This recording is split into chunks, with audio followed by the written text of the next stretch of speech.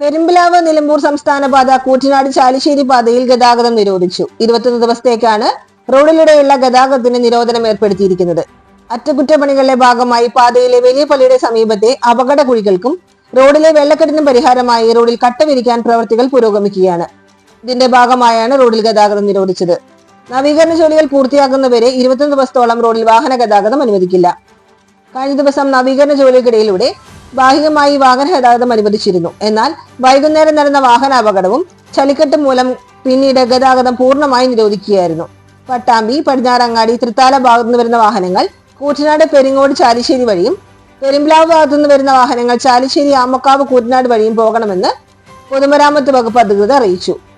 120 മീറ്ററോളം ദൂരമാണ് വെള്ളക്കെട്ടും ചെളിയും നിറഞ്ഞ് ഏറെ ദുരിതമായി കിടക്കുന്നത്.